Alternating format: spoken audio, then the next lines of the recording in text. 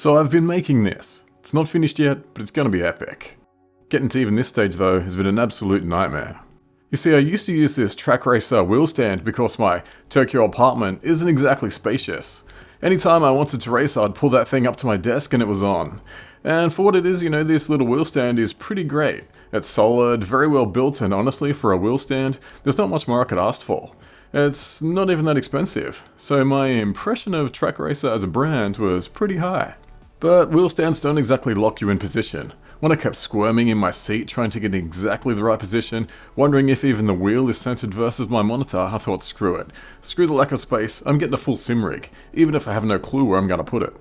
Decision made, and given my impression of a trakracer, getting the TR80 was a no-brainer, especially considering they have a local Japanese distributor. Mere days later I had an expensive pile of boxes and a whole new set of problems. The issues start right away. None of the boxes have obvious instructions, and only in the third box I checked I found a little bit of paper telling me where I can scan a QR code to find actual PDFs. Okay, fine, no big deal. But get to just step 1 in the manual and you realize it's gonna be a long day. You see, a company like, say, Lego knows what they're doing. Bag 1 has all the parts you need for the first step. Bag 2 has all the parts you need for the second step. You get the idea, it makes assembly a breeze.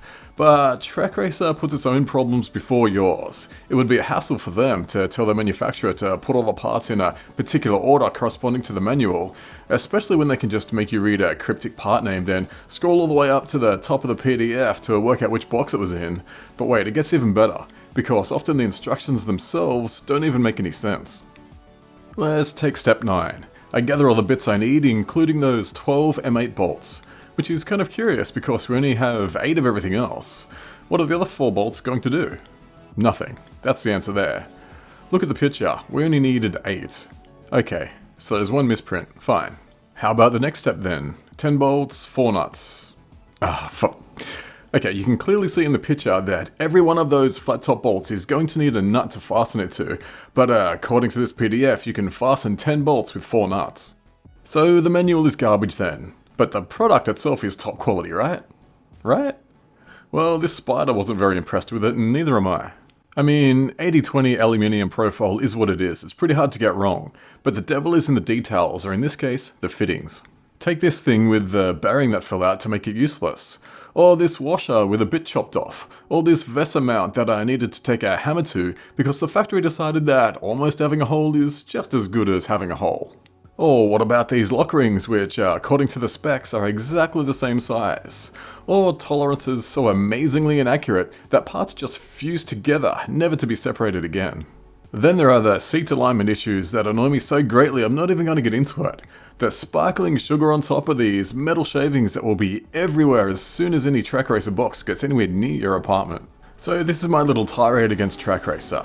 I didn't plan on making this video, hence the lack of footage and no effort nature of the vid, but I wanted to put this out here anyway because I want trakracer to step up just a little.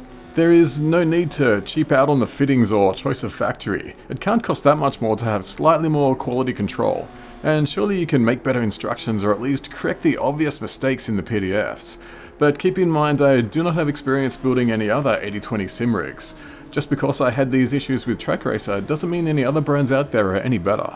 The other reason I wanted to put this video out is because so many YouTubers show you the finished product and flex on you with their amazing setups. It all looks so perfect. And when my setup is complete, it's going to be pretty amazing also. But what I think is more important to show you is the reality behind it all. So if you're thinking about jumping into the deep end of simrig building, just remember that it's going to take some DIY skills, some trips to a hardware store, and no matter what, it's going to take up a lot more space than you ever expected. But in spite of all of this, damn, it's fun.